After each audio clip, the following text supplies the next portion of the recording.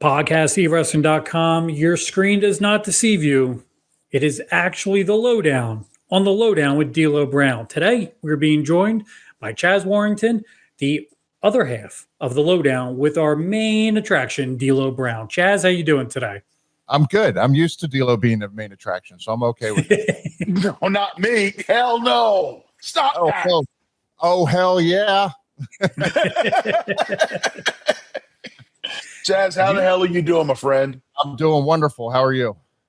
You know what? If I were any better, it'd be illegal, so I'm all right. All right, yeah, we can't be doing anything illegal at this point. No, can't do anything illegal. No. We've done enough of that. Nobody knows about it, so it's Statute of limitations have run out. Man, I'm afraid to find out. We may get to some of that today here on the Lowdown, but first off, Chaz, thank you for joining us here on the Lowdown with D'Lo Brown here on PodcastEWrestling.com. You have a lot going on, it feels like, between a book coming out and a lot of social media work. Where can everyone find you before we get into our topic of discussion? The easiest place to find me is actually right here. ChazMosh.com. Had the website built, eventually trying to get everything to kind of filter through there. But all of my social media stuff is all Chaz Mosh. So Instagram, TikTok, Facebook, whatever else is out there. It's all Chaz Mosh. So if you put that in there some way, somehow, you're going to find me. Perfect. D'Lo, Chaz, you guys have had quite the interesting journey together in professional wrestling. And according to my research, you guys both kind of got your start with Jim Cornette and Smoky Mountain. Is that correct? No, absolutely. For me, yes and no. D'Lo and I both went to the Monster Factory.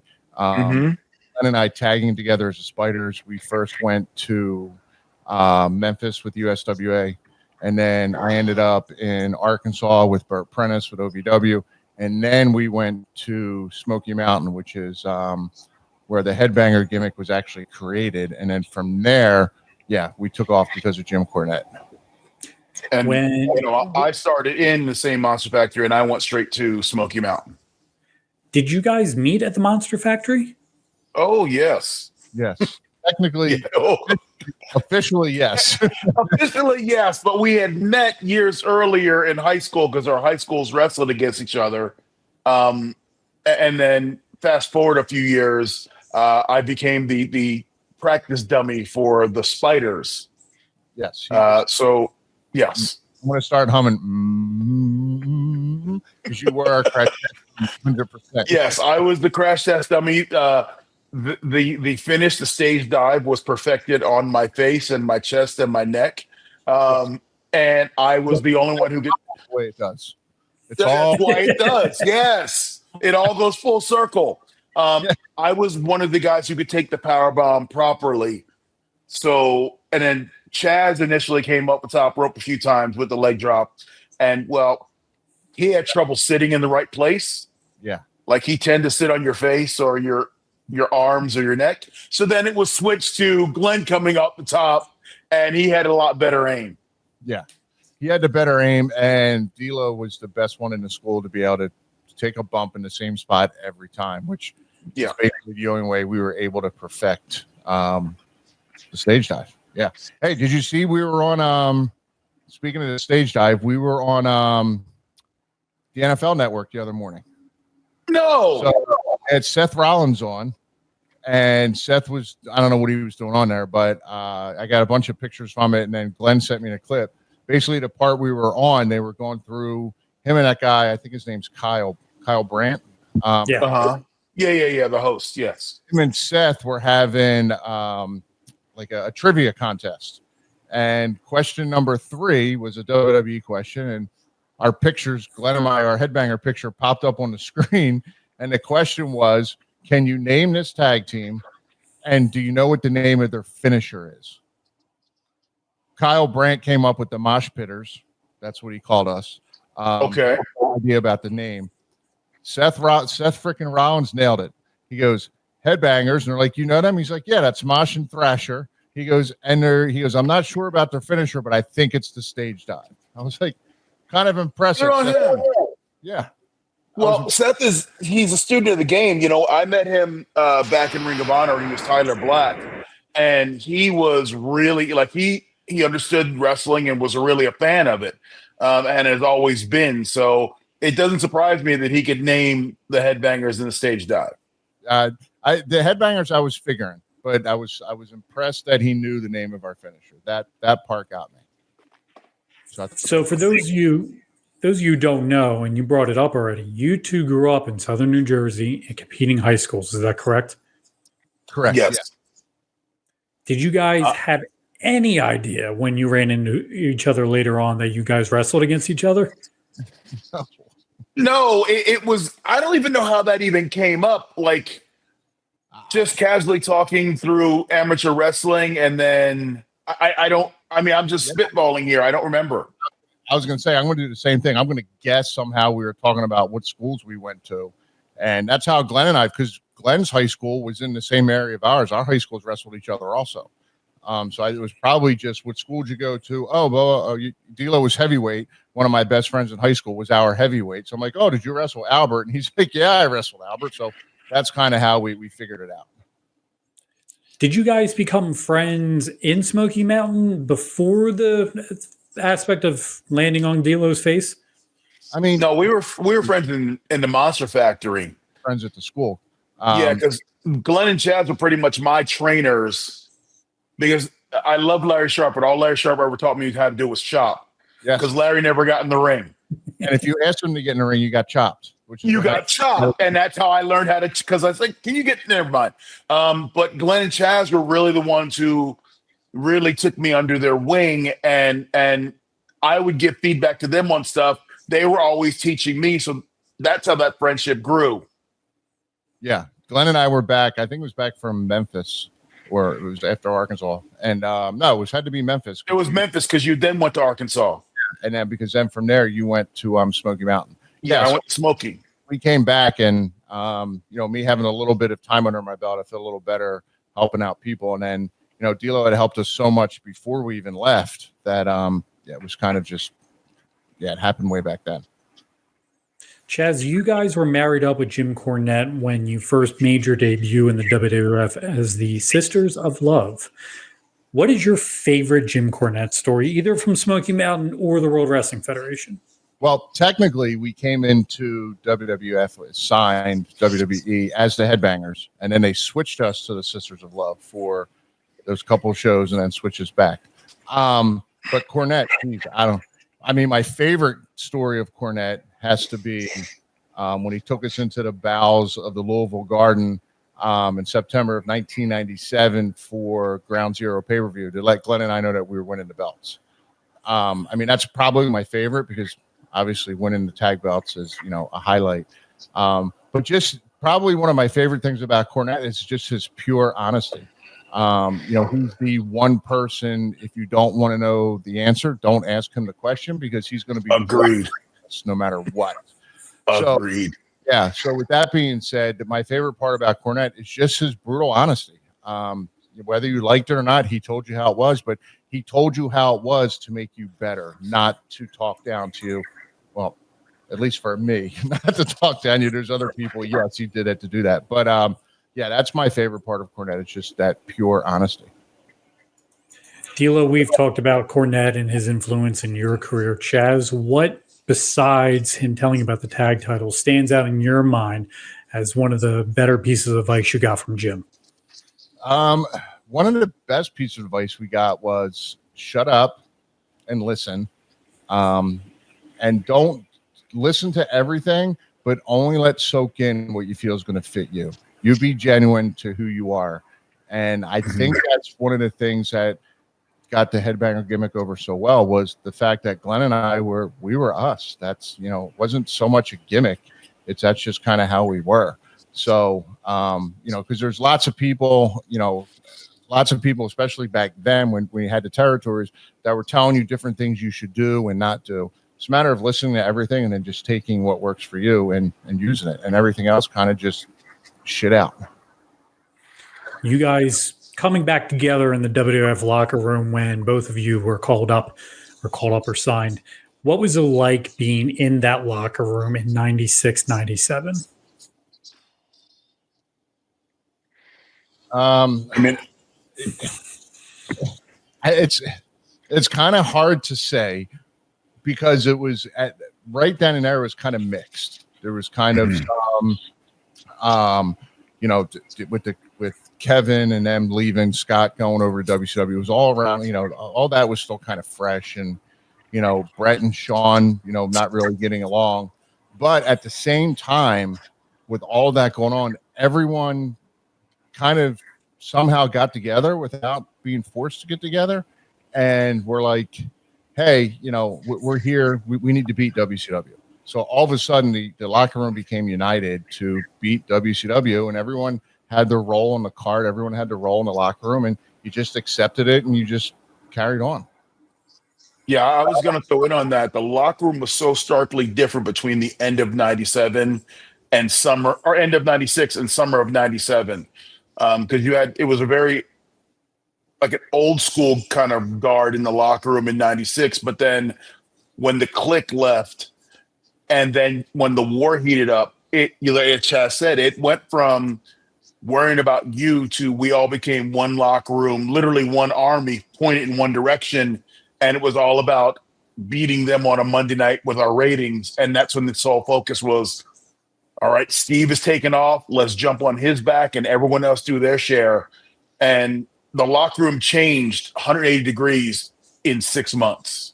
Yeah, and as much as I love Brett and as much as he helped Glenn and I when we first got there, I think the really change happened, I think, when he left. Yeah.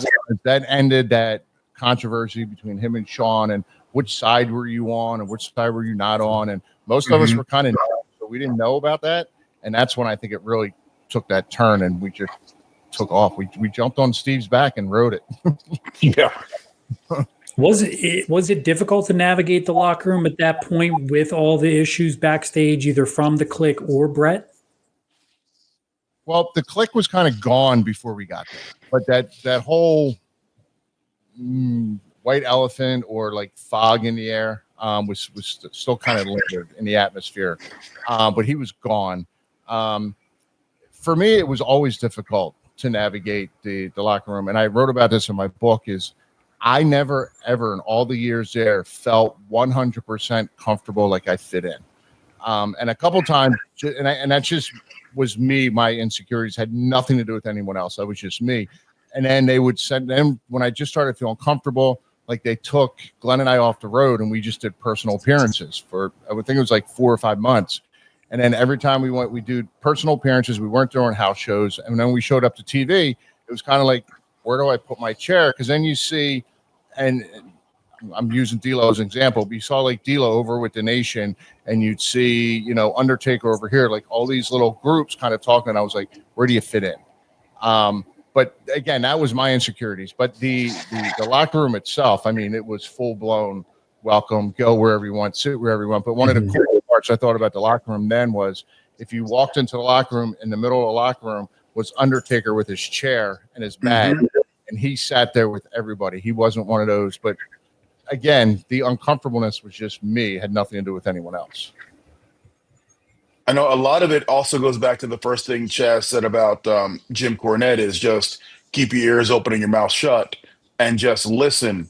And I know initially when I got there, I was lucky enough that I got protected by Ron Simmons. So I was under Ron's umbrella. So it was very easy to fit in when you've got Ron standing next to you.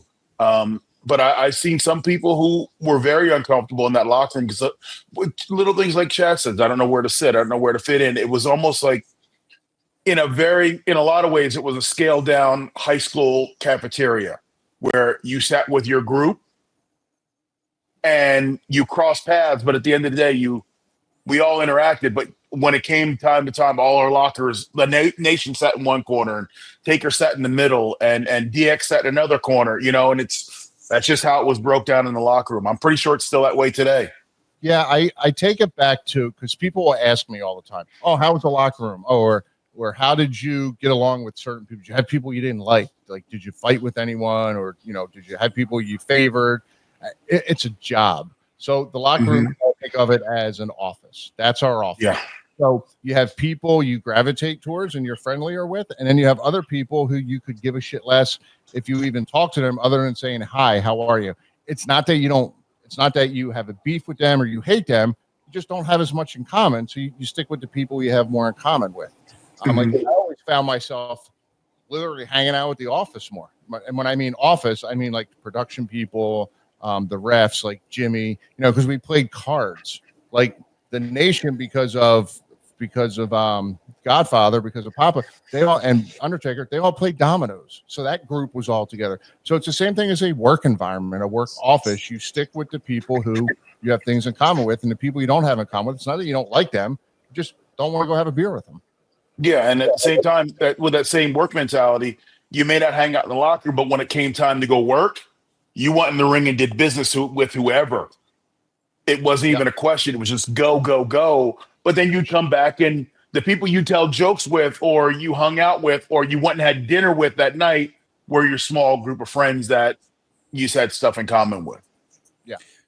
Chaz, D'Lo brought up that he had Ron Simmons as a mentor. Was there anyone in the locker room that kind of took you guys under their wing, or was it just kind of, here are two guys in the locker room and fend for yourself? No, the good part for us was Glenn and I were going up there to do jobs for, I'll call them jobs, enhancement wrestlers, I don't know, whatever, extras, whatever they call them now. We were job guys. For 3 years, Glenn did it for 5. I did it for 3. So most of the guys in the locker room already knew who we were. So that was helpful for us. The Godwins, our first night there under contract, they stood there, they watched the monitor. We came back, they grabbed us, they hugged us, they welcomed us, and they were like, "Hey, we can't wait to work with you guys. Like, it's going to be so much fun." But the person who probably pulled us aside the most and would point stuff out was Brett. So Brett was, we worked a few matches with Brett. We'd work a few matches with, with all of them, with Owen and with Amber. Sorry, dog's licking my feet. The Heart Foundation, we worked with all them, but Brett was the one who would pull us aside and say, "Hey, why don't you try this?" Or, "Hey, why don't you try that?" Like, he would never tell us anything. It was always suggesting things. So that was always, very helpful. But for the most part, everyone would. Like, Billy would pull us aside. And I think a lot of it had to do with the fact that we had been up there for, off and on for 3 to 4 or 5 years. You guys had a common opponent with the Legion of Doom. You both got the opportunity to work with Hawk and Animal. When you talk about Road Warrior Pop and best tag teams ever, they're up there. You guys have any good stories about Hawk and Animal? My best story with them was Manhattan Center. We were on the road. We were doing shows for like 10 days. It was right before WrestleMania 13. They hadn't been on TV for 4 years. So we got to the Manhattan Center, and Glenn and I were riding high. We were, like I said, we did a loop of house shows. We were winning every night. We were all excited. It's the same night we found out we were going to be in WrestleMania. The same night we found out we were going to have action figures. So we were riding high, and then Tony Gonorrhea came out and posted the matches, and it said LOD versus Gonorrhea. Yeah, sorry. He posted the matches, and it had LOD versus Headbangers, and I was like, "Oh, haven't been on TV in 4 years. We're about to get squashed." Like, so much for the run we just had. But Hawk and Animal pulled us aside. They took us out in the arena. They sat us down, basically told us they had a meeting with Vince, and Vince told him that we're like the future. At that point, we were the future of tag teams in WWF, and take care of us. We want to have a good match. And I was like, hold on, we're not getting squashed. And they were like, "No, we haven't." And we actually, back then, they didn't do them a lot. We had a 2-segment match, but this was just as the internet was starting to come out, so they really couldn't get rumors out. So the people in the Manhattan Center had no idea they were there. Yeah. And Glenn and I went to the ring and standing there, and their music hit, and that, "Oh, what a rush" comes out, and that place just erupted. I get goosebumps right now thinking about it. I stood there like 15, 16-year-old Chaz was like, "Holy shit, this is amazing." I wanted to, in the middle of the ring, get into the LOD chant with the crowd. But I had that fan moment. I got it out, and then I had to tell myself, "Oh shit, like this is, we're about to have a match. And I locked up with Animal and he kicked me. I'm like, oh, shit's on. But the coolest part for me was we did their first match back. Like I said, a 2-segment match. We did it. It was a count out.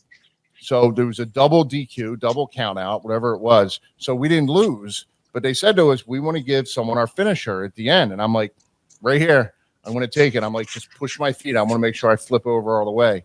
And flipped me. I landed flat on my belly. It was amazing. As Glenn's pulling me out, he goes, you okay? And I'm like, hell yeah, this is freaking awesome. I'm like, this is great. Like I was laughing and smiling. It was just such a cool moment, to grow up watching them and then to be in the ring with them. But the way it happened was just was the coolest thing ever. Yeah, for me, it's pretty much similar. My favorite moment is their first moment I ever got touched when was WrestleMania 13 in Chicago. So I'm wrestling the Road Warriors in Chicago, and the biggest part of why the story is funny is, again, they were like, we want to give somebody our finish. And I couldn't raise my hand fast enough to say, I want to take it. I want to take it. I was like giddy as a schoolgirl. And they're looking at me like, are you crazy? Like no one volunteers to take it. And I'm like, yes, me. I want to take it. And I remember just being up there and you can almost look on that Mania. You can almost see me smiling as I'm going up and I'm waiting for it because I just want to take that bump and just be part of, Road Warriors lore.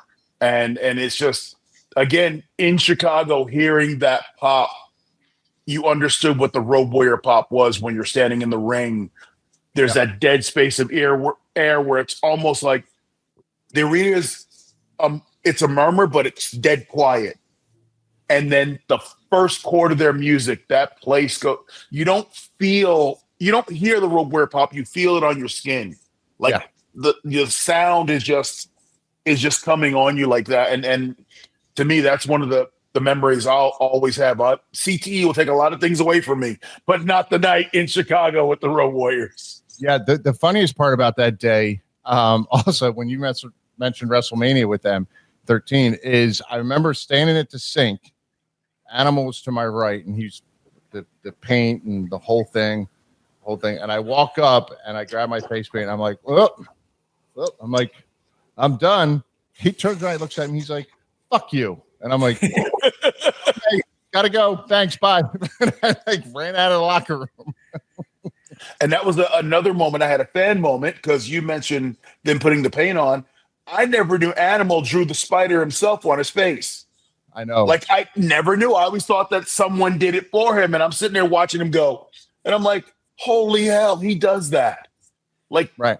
It's just that behind the curtain moment that you only get to experience when you're standing 2 feet away from him while you're at the urinal and he's sitting there in the mirror doing the spider. I'm like, holy, just those moments still shock me. And no stencil, no nothing. That was all free. No, nothing, just freehand. And he's doing it in a mirror and it's perfect. That either is he's done it so many times, it's perfect. Because I would love to have seen the first 100 times he tried it. It probably wasn't. His spider probably looked more like a a dog. But just seeing him and watching this jacked up dude, go from being, a regular dude to being one of the Road Warriors, watching the transformation into Animal or watching transformation into Hawk was pretty cool. And then seeing him do it, like transitioning from this giant animal into like this petite little artist painting a spider. Yes, because he's got this it's like a little paintbrush that you would paint canvas with, and he's just doing his face. Yeah, amazing. When you think back and you go through the locker room changes, 97 into 98, were you guys always backstage ribbing everybody, or was that something you guys picked and choose who you would rib? Yeah, I mean, you definitely picked and choose who you would rib. Yes. And you would only kind of rib your crew you were with. Your I even hate to use it that way, but it's, again, I'll go back to your regular job at work. You have your group of people. You're going to rib them. You're not going to rib the person you don't talk to. But they were, for me, they were far and in between. And if I did, I was probably just doing it to Glenn, or I'd tip someone off on what to do to Glenn, because my thing is I didn't want the payback. Last thing I ever wanted is payback. And that locker room was vicious when it came to giving payback and giving a receipt. So I kind of stayed away from it for the most part. With the ribs too, we were the young guys in the locker room. So there was definitely a pecking order of like the vets. They were the guys who did the ribbing, the Owens, the Bulldogs, guys like that. Yeah. And then as the younger guys, we had to pick our spots if we were going to rib. And it was either to rib one of your boys, or it was to pop the locker room in a way where everyone would laugh and you knew there was no repercussion because you were popping the boys. Right. Yeah. D'Lo knows where I'm going with this. So I already know. I'm going to ask both of you. There was a note that was posted recently on Twitter from the Torch about two guys that were ribbing Taz mercilessly, and it was you two. So for that to get to the Torch, do you guys remember ribbing Taz? See, I saw your notes you sent, and I don't. I can jog your memory. It was Madison Square Garden, and Taz at the time was very protective of orange or don't have a towel on. I think you're jogging your memory. You're jogging me. Keep going. Yes, you're jogging. Yeah. So it had just come to a head one day when we were in the locker room, and I remember reaching up behind everybody and going, "Come touch me," and putting the Taz submission on people. And I remember putting an orange, workout shirt on, and just doing various things just to pop the boys, because we weren't being malicious. It was just entertainment, because at that point the locker room was in a good place, and we all had to fit along in this grand scheme of the WWF locker room. And if you didn't, we all got you in the right place to fit along. Yeah. Chad, does that ring a bell now? It does, but I don't remember what my part of that was. D'Lo, do you remember what Chaz's part was? Remind me. Yeah, I'm being serious. I'm not ribbing. There was, let's see, kneeling on a pair of shoes and putting the shoes at your knees, so it looked like you were short. I don't remember doing it, but I 100% would have done. Yes, and just going. I think yelling out Taz's signature line, "Fight if you let me wear, survive if you whatever," and then. I was just trying to fit in, I'm sure. Yes, it was either be part of the rib or get ribbed. So let's entertain the boys. Yeah. It's funny because I remember most of that. I know I would definitely have done that, but I don't remember the whole thing. I'm being honest.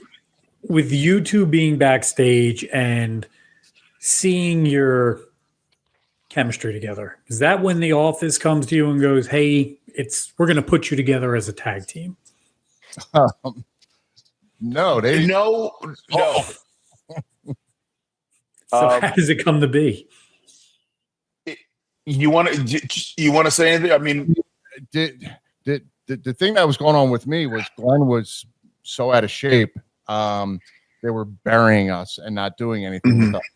And then, we came back from the gym, and it was Pete was standing there, Glenn was there, D and I, and when we got back, the run sheet was up on the wall, so we stopped and looked at the run sheet, and there it said Mean Street Posse versus Lowdown. I remember this like it was yesterday. I turned around, I was like, "Who the fuck is Lowdown? Like, we got another tag team? I'm like, we got another tag team we got to compete with now? Like, what the hell's going on?" And at the timing, which is perfect, Shane McMahon walked by behind us, and he goes, "Oh, no one told you? Told you guys?" We're like, "No." And he's like, "Oh, Chaz, you and D'Lo are Lowdown. You're working Mean Street Posse tonight, and Glenn, you have to go see Bruce Pritchard." And it was like, yeah. I mean, you want to talk about awkward? Awkward.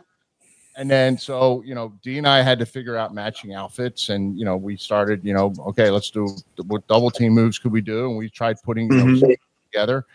And then, we go out and we have the match, which went great. And then the more awkward part was we were in New Haven, Connecticut, which is 3 hours from where we lived. Glenn and I had driven that loop. So I had a 3-hour drive with him on the way back after D'Lo and I just had our first official tag match together, and he had to go see Bruce. Yeah. And when you go see Bruce, that means you don't have a job anymore. Yeah. So that's Bruce talked to him about going to Memphis, doing his own thing, but then they ultimately sent him to Memphis, and then the rest of it happened. Not my story to tell. But it was great, but it was awkward. There was really no lead up to it. It was kind of like, oh yeah, here you go. One of the biggest things was we had to quickly run out to the Nike outlet store to go get, and that's how the whole athletic trainer pants came in, because that's the first thing we could find that we could get matching. Yep. Yeah. And then to make it even more awkward, we're getting ready to go out. We're standing at Gorilla, and Bruce Pritchard looks at me and he goes, Chaz, you have to take all of your earrings out. I was like, why? He goes, we want no headbanger out there. We only want Chaz. There's no headbanger at all out there. And I literally looked at D and I go, who the fuck is Chaz? Like, I don't know who Chaz is. Headbanger mom. They gave me Chaz before. He was this kid that was happy to be there from New Jersey. And then I'm like, I don't know who Chaz is. Boom, music went off. And now we went. You were like, well, we'll figure it out. By the way, I'm still trying to figure it out. We're still trying to figure it out. Yeah. It's crazy when you think about, like, this is how it happens sometimes. It's not this long thought out plan, but it's, hey, you guys are a tag team now. Right. It happens more times than you think, that things are spontaneous and or a character's created at 2:00 in the afternoon and is on TV at 9:00 that night. It happens more than you think. And it's up to it's up to the talent who's put on, because they want to see how flexible you are and how quickly you can, adapt to things. And then can you go out there, just take this idea and try to go get it over, because that's the way of measuring, can we invest in these two? And I thought it worked. And initially, if you go back to how Lowdown was initially being booked, I mean, we had got put over on the Hardys, on the Dudleys. We were starting to get figured into the tag team. And at that time, the tag teams were the hot thing in the company, other than Steve, because that's straight off of tables, ladders, and chairs. And, the tag team division was heating up. So to hop in there, I know I can speak for me, and I'm pretty sure I can speak for Chaz, is we saw an opportunity to move up to the upper mid card, top of the card, because of how tag teams are being featured. So it's like, let's go give this an opportunity, because I was floating, Chaz was floating. So when we put, serendipity, we got put together, let's go do something. Let's go have some fun. Yeah. And then we got Tiger Ali Singh. And we were taken off. And if they just left us alone, yes, it would have been a totally different story. Organically, we were getting over. The people were reacting to us, and we were doing really cool, innovative tag team stuff. I mean, one of our finish was the hip toss into a double power bomb, which no one was doing. Right. And the first time we did it, the crowd went crazy. Even in the back was like, oh, that looked cool. Is everybody safe? Okay, if everybody's safe, let's go forward with that. You guys can keep doing that. And we were doing our thing. And once again, I keep going back to the elephant in the room. Tiger Ali Singh got dropped in our lap, and we became Aladdin. Yeah. And like you said, the innovative moves, we were taking like tag team moves that Glenn and I did and mixing them in with like D'Lo singles moves. So it was getting over. And then we were pitched the idea of Tiger Ali Singh, and our thought process kind of was, well, he's getting paid a lot of money. They're going to use him. That's exactly what it was. So we're going to get a push and we're going to get used. Yeah. Little did we know that they were a couple weeks into that, or a week into it. He was going to show up with turbans, and we were going to look like I Dream of Jeannie. And that's the part we didn't realize was going on. And here's the part that they're made in TV. That's why I said, Derek, when you sent that picture today, he put a picture out on Twitter of us in the fucking genie outfits. I hate those. And then here's the thing is, what did make it TV is he wanted us to change our names, right, to become Arabic. Yeah. Please tell me what these names were. No, they were up to us to pick them, and we never picked them. We kept slow rolling it to eventually they forgot that part. And then quickly enough, we were only together with Tiger a couple months before he got hurt. So it all fell apart anyway. But yeah, I mean, and I think that was the worst part about it, because we were, our manager gets thrown in. Now, he supposedly knew how to work. He wasn't the best worker. His key point was being able to talk. He could get heat and talk. But we did a handicap match against the Dudleys, and he got hurt. And then we were told we were being taken off the road, and we were kind of like leading into the whole gimmick where Tiger Ali Singh wouldn't speak anymore because he was being so disrespectful. So Dee and I would talk, which was great. It was a constant opportunity to talk, and especially for me, because I hadn't spoken that much. So it was another way, for us to try and get over. And then they were like, "We're taking you off the road," and we're like, "No, keep us on the road, keep us on TV. We've got momentum. Now we can almost evolve out of these turbans and evolve into whatever else we want to do."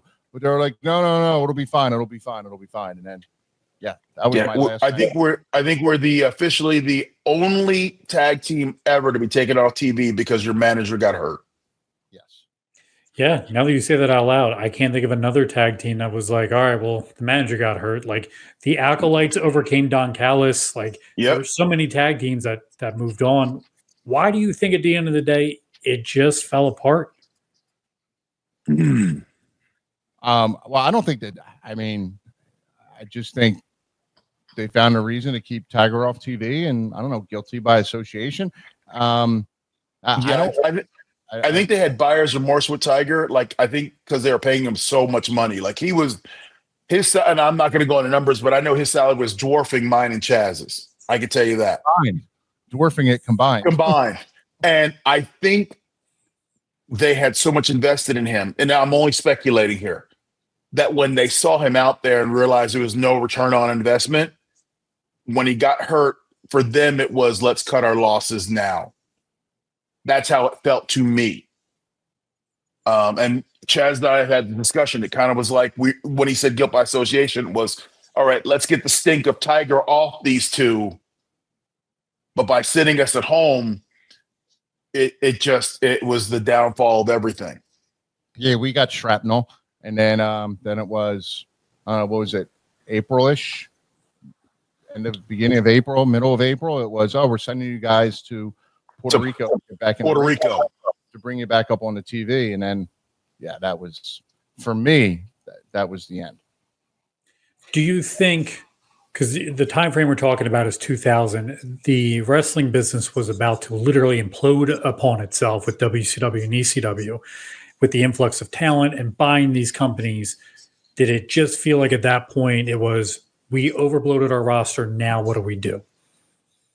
I think that's what happened with me, because this was 2001. We went to Puerto Rico, and I remember going back up to Philly to do a dark match, and then the next night I talked to JR, and that was probably August of 2001, and that's right when everybody was coming in. And he basically told me, he goes, "There's so many guys. We have so many guys under contract." He goes, "Creative doesn't know what to do with you. Unless we can figure something out, you're not going to get re-signed." And my contract up was in January of 2002. And then I sent in a few ideas, and I saw the ideas unfold on TV with other people, and I just went, "All right, I got to figure out what I'm going to do next." And so for me, it was kind of just, I think that was the biggest part that hurt me, was they had all these other guys, and they didn't know what to do with me, and they had other guys that were more well known. So it's just one of those things of timing. And my timing extended about another year, because I came back from Puerto Rico, then went to Cincinnati to do work more in the developmental.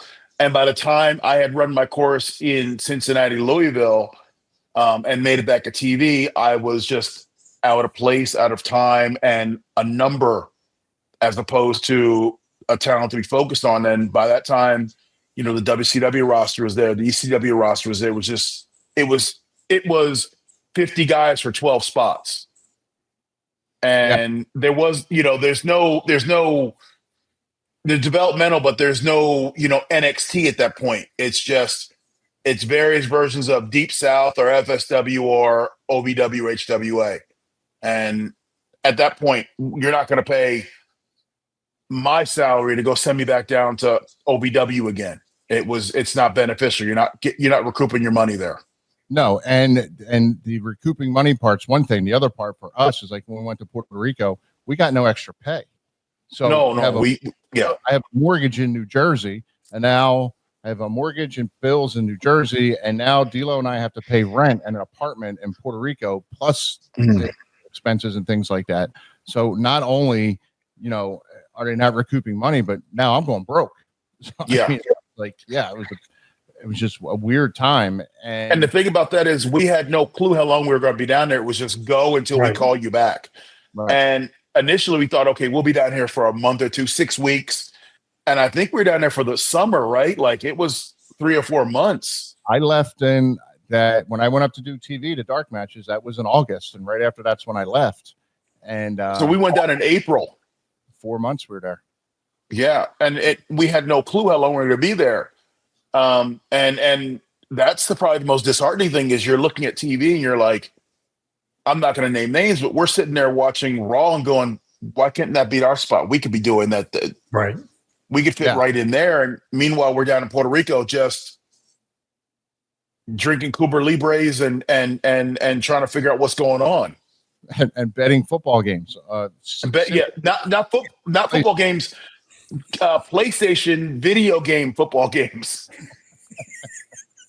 That's how bored we were. We would put the game on sim, put it on 15-minute quarters, and just sit back and watch the sim, and we would start betting on the video game. Yes. Like it was a Super Bowl. We had all kinds of different. Yes. Yeah. I don't know how to follow that up with this question, but between the video games and just hearing Pete's stories. Yeah, that's how we. Oh yeah, Pete Gass had some stories. That doesn't surprise me. Not that I'm going to go into them, but I learned a lot about Shane McMahon that summer. Pete is amazing. Yes, shaving. learned a lot about Shane McMahon. We can have Pete Gass on here one day, but anyway, my happy to do it. I talk to Pete all the time. I just talked to him the other day. He is he's got more stories than anyone. I spent 20 minutes on a phone call with him. I said 4 words. And I was like, Pete is one of those dudes that if you don't like him when you walk into the room, he's going to be your best friend when you leave the room. He just makes friends he can make friends with the devil. That's how good he's just that kind of person. Yeah. Pete goes with me when we go to the micro wrestling. It's Pete and I sitting there next to each other. Oh, it's amazing. My stomach hurts like when there's a couple of times I may have peed myself laughing so hard, especially with him sitting there. So I got an idea. Chaz and Pete at the micro wrestling. If you stream that, I guarantee you people would watch that.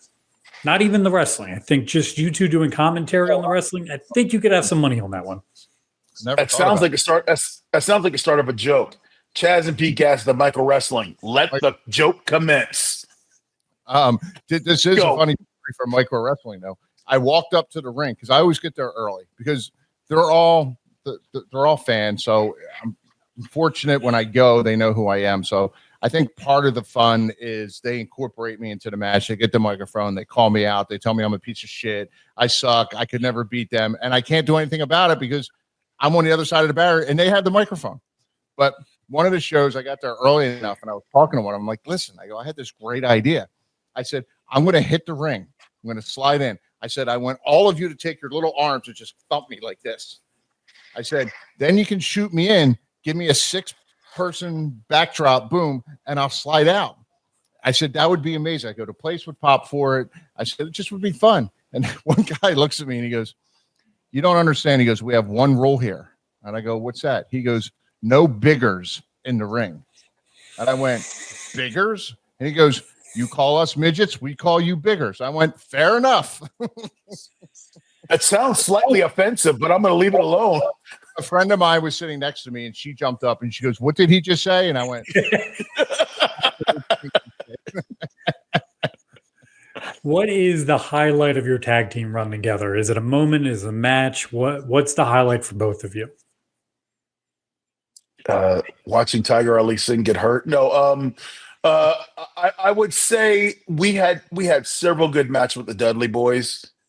and going out there and getting wins on them right after their big run with TLC. And that, to me, and I'm speaking from my perspective, as someone who has been elevated up the card, that felt like a run up the card. Like, okay, here's an established tag team. Here's a new tag team. We get a series of wins. There's plans for us in the works. And that's about as high as it got. Yeah, I mean, same with the same thing. You know, at that same time, I think we went over the one time on the Dudleys when they had the straps. That led to the handicap match. And then the one time we did it with the Hardys also, we went over on them when they had the belts. Yep. So, I mean, those were obviously two really cool moments. For me, it was just the opportunity I felt, and again, I don't mean it's the way it's going to sound, but, you know, Glenn wasn't thinking. Glenn was like, I'm just happy to be here. Me, I wanted more. I wanted to make a bigger impact. And to be able to have someone now with me when D'Lo and I started tagging, to be able to start thinking like, hey, what about this match? We would literally drive and talk about matches and storylines and angles and moves and, you know, spots we could do and things like that. That was fun again. To me, that was the best part about it. Was it brought love back into, you know, being there and having someone that wanted to elevate themselves like I did and not just happy to be there. Granted, don't get me wrong, I was happy to be there. I mean, I'm living a lifelong dream, you know, but to have someone there on the same level who had the same goals, to me, that was the best part. I couldn't agree more. The creative process was sparked again. As you said, the rides on the road and making a 3-hour drive feel like 30 minutes because we spent the entire time talking about what we could do next. How could we incorporate this? You know, thinking of catchphrases, thinking about outfit, but all the stuff that goes into building something successful, we would do constantly. We would talk about the last match we had for about 20 minutes and then talk about every future match for 2.5 hours. Right. Yeah. And we had a recorder. I wonder what happened to that. Oh, yeah. Yeah. Yep. We kept it all. It's probably a good thing that's not around too, because there's probably some other stuff on there. Yeah. One of the last appearances you guys would have as the team was at the Royal Rumble in 2001, where you two are kind of fighting over your spot, and somehow Drew Carey gets it. When you presented that creative, are you just sitting here like, what are we doing? Yeah. I thought I knew that was the end then. When you're in the comedy spot and a comedian takes your spot, I was like, they got nothing left for us. Yeah. Yeah, that's all I got is yeah. We weren't even the butt of the joke. We were just the footnote in the joke. We were the spray from the shit. Yeah. Yes. Yeah. We were not, and when you realize you're that, you realize I was just a throw in. He was just a throw in into that segment just to make fun of us. Yeah. For no other reason, just to make fun of us. And that's when I knew it was the writing was not just on the wall, it was in neon and glowing in the dark. Did you guys ever have a conversation with Vince McMahon of like, here's what we want to do, here's where we want to go? Was it just Bruce Pritchard? Was it JR? Who were the guys you were talking to in the office about where are we going with this? It was creative. Whoever was the writers, the bookers. Yeah. I mean, at that point, it's whoever you could get in front of. We weren't high enough on the totem pole for Vince to worry about putting input on. Right. So you would talk to whoever the writer was, writer B from subsection 7, whoever that was on that day. They would come talk to you, and then when you'd give ideas back, the feedback will be, okay, I'll tell him.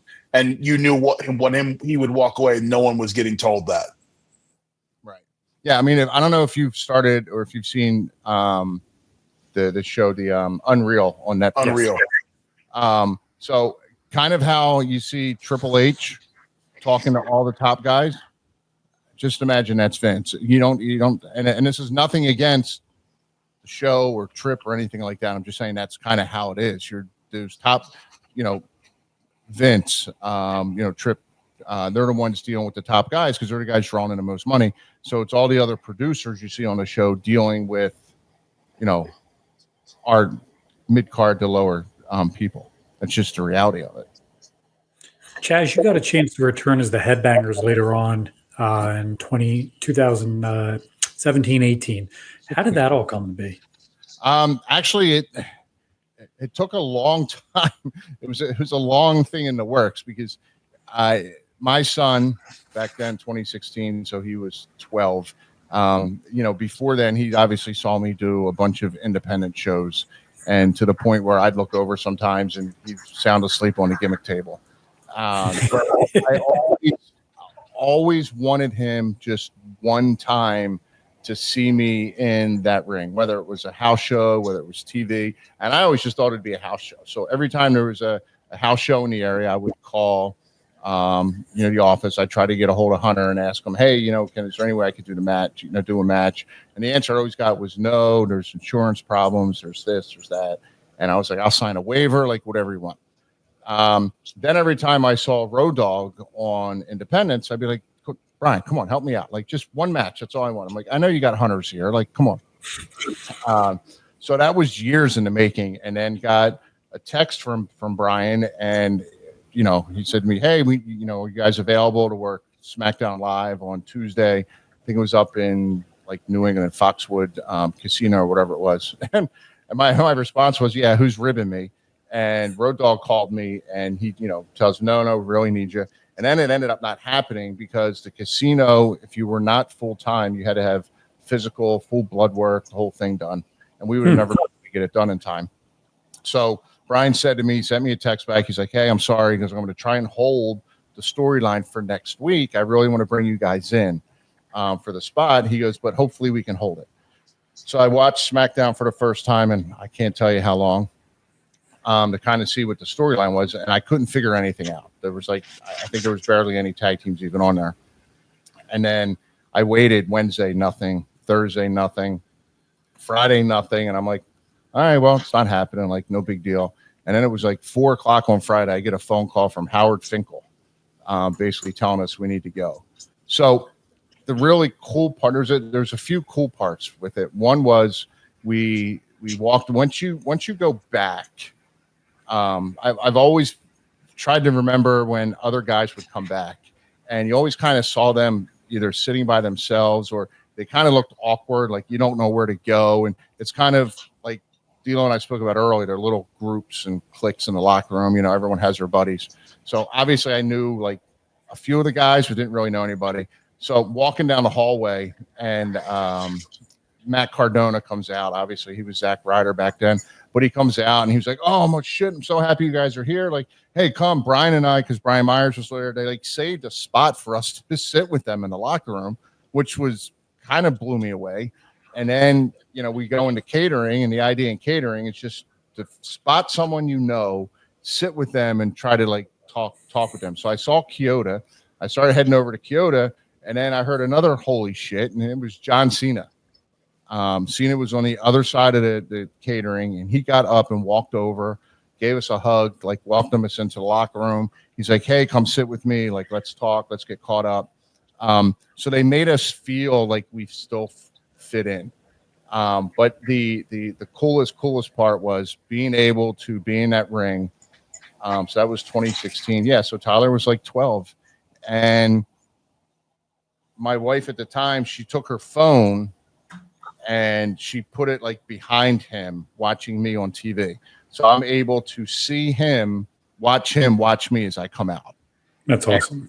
And for me, just to be in the ring for him to see me was one thing, but to be able to watch it back, to me, we shared like a moment from 1,000 miles away. And then the really cool part was, I keep saying they're all really cool parts, but they are, is I said to him, what do you want me to do on TV for you? I said, monkey face. And he's like, no, you do the monkey face for Amy. Amy's my niece. I used to do that for her when she was young. I said, something, that is just for you. So he said to me one day, he goes, I figured it out. I said, what's that? He goes, I want you to dab. That's when the dab was big with Cam Newton. I go, I'm not dabbing. I hate the dab. I think it's stupid. He goes, that's why I want you to do it, because you don't like it. So I said, all right. And it just so happened as I rolled into the ring, I didn't talk to the camera guys. I didn't ask them to pick it up or anything. I did my dive roll into the ring. I went right to the corner, and the hard cam just picked it up. And when I nailed it, the greatest part about the video is watching him freak out when I hit the dab, and he rolls like this. He's like rubbing his eyes, and I was like, "Oh, did you get a little teared up?" He's like, "No, I had something in my eye. The ceiling fan was on. It was blowing too hard." But I know he got, he felt that, and it was kind of cool. We shared like an awesome moment when we weren't even together. If that makes sense. How did it end? Was it just time? How did what end? The run with WWE at that point. I guess, yeah. So we, that was supposed to be one shot, and then they called us back for Survivor Series, a Survivor Series qualifying match with the Usos. And the funny part with that is D, the list. You see where your match start up here with first match, then you go scrolling down, and you look and you go, "Ah, shit, I'm the cut match." So the match right before the main event is usually the cut match. You either get your time cut or you get cut altogether. So we're standing at Gorilla waiting to go out, and Vince looks up. He goes, "You guys have a minute and a half." And we went, "Okay." He goes, "Do you still want to do it?" And we're like, "Yeah, we're here. Like, we've told everyone we're going to be on SmackDown Live tonight. Like, we can't be a cut match."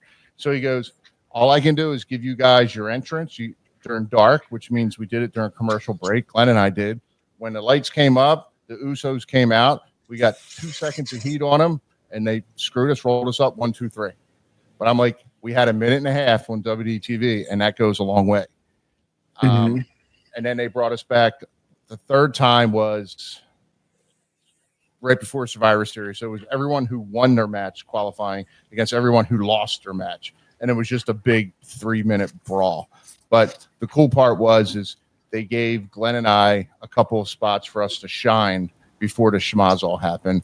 And then, that was just it. I don't think there was a rhyme or reason for it. It was never brought up about us possibly going back more.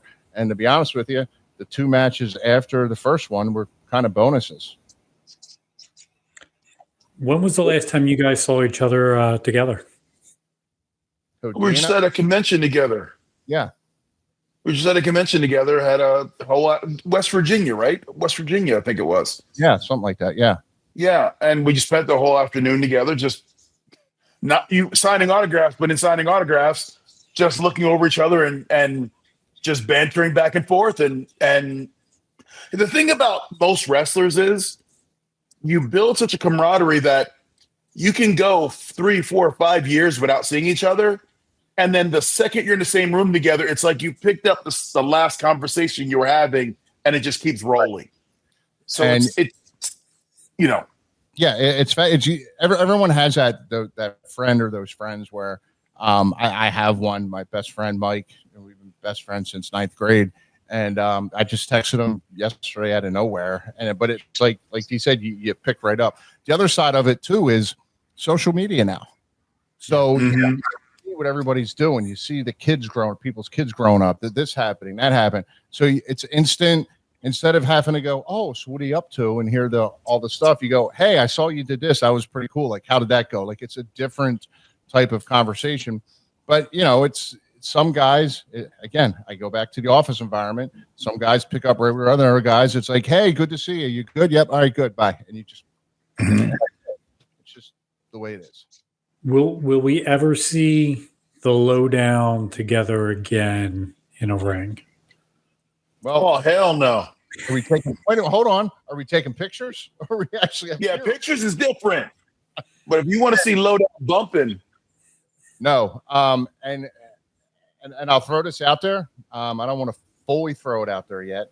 But the Headbangers' last match in the ring is looking like June-ish of next year. More details. Breaking news. But I did mention it on my podcast last week, but I'm just saying it's in the works. It will be associated with the Monster Factory since that's where we started. So we're working out some details and other stuff like that, but it's looking like that part of my career is coming to an end. So between now and then, if you get to see me at a show, it's probably one of the last times you'll see me in the ring working. And I will say this, and D'Lo and I say this all the time, no one has ever booked us on an appearance as Lowdown. That was my next question. Yes, and I'm totally down with that because I enjoy hanging out with Chaz in general. But now you put us in front of the fans and just go have fun. That would be an afternoon off. No, an afternoon off. It's K&S. They need to book us. Would you guys don the turbans again? Oh hell no! You want me to hang up on you? Yeah, I'm not. How about you go shit yourself? Yeah, no. When was the last time you guys heard from Tiger Ali sing? Because that was a question I got a lot. I can tell you. Okay, I can tell you the last time I heard from him was in a deposition in court when he sued the WWF. That's the last time I physically talked Tiger Ali sing. Him and I did message once or twice on LinkedIn. Like we connected on LinkedIn and messaged back and forth. Like, hey, how you doing? How's life? Good. All right, bye. That was it. But I mean, I haven't spoken to him probably since we got taken off the road because of him. ChazMosh.com. Everything Chaz is at that website. You can take a look at his transition from the wrestling ring to the boardroom. You can check out conversations with Mosh and Zez. Am I pronouncing that correctly? Simon Says, yes. Simon Says, perfect. You got Headbangers merchandise. You got the gallery. You got the latest news. Some great articles on Chaz. Chaz, what else do you have going on in the next couple weeks? Next couple of weeks. So I've been doing some stuff with WWE PC, the Performance Center. I was up there last week, coaching and helping with producing some Evolve matches. It looks like I'm going to be going back to help produce Evolve matches for now. I'm just happy to be there, happy to be doing that, and it's fun. I love it. I love, D'Lo and I have spoken about it. It's probably been 100 times now about how we feel about training the next generation of superstars, and basically it's like taking the training wheels off your kid's bike and pushing them and watching them ride off into the sunset, and watch that light bulb go off with them. It's just amazing. I love it. But as far as that, it's all the same stuff. What's going on with your book? Book is done. It's been sent to the publisher. It's actually now just been sent to another publisher, and I'm actually possibly looking at self-publishing. The one publisher that I originally started speaking to was like, he told me if I did a couple of things, he vowed to get it published.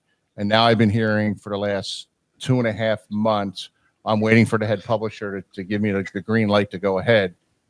I don't know. You already vowed to me we're going to get it done. So I'm speaking to another publisher, sent it to them last week, and I may look into self-publishing.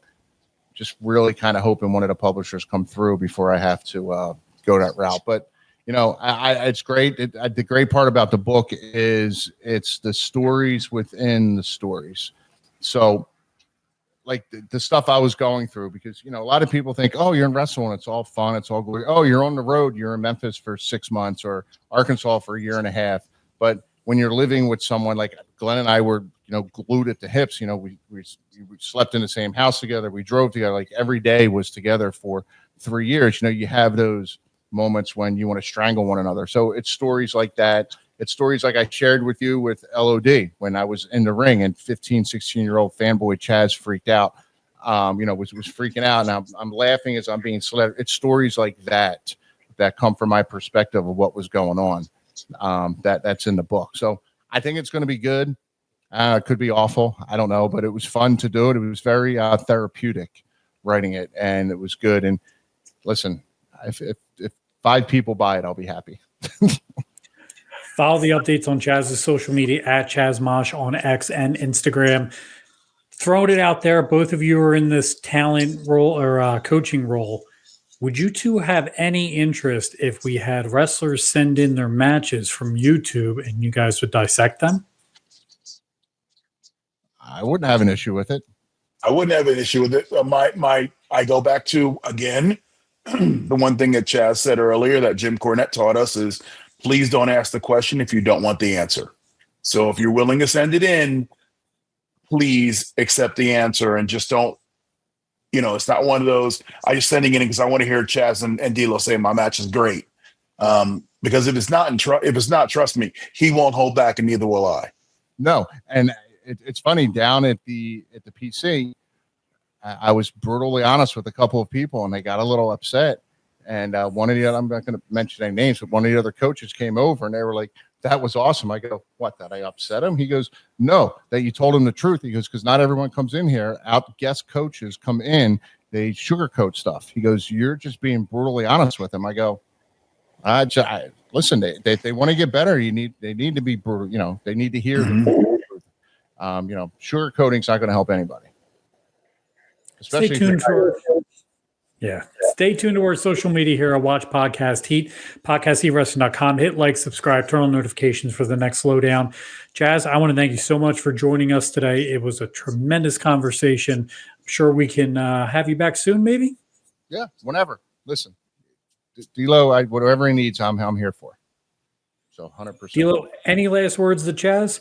Well, Chaz, as a friend of yours for 30 plus years, which sounds crazy to even say, you know how much I love you, adore you, and how close you are to me and my family. We've done everything from our families have had dinner and broke bread each other and spent the night at each other's houses. You are the brother I never had and the brother I always wanted. And from the bottom of my heart, I love you. And I couldn't have done a lot of this without you in my life. So I appreciate you. No, I appreciate you, and I love you as well. And, we say it every time. So it's every time, because you always say it. Yeah, 100%. Thank you guys today on this episode of The Lowdown with D'Lo Brown. We'll see you again next week right here on podcastheatwrestling.com.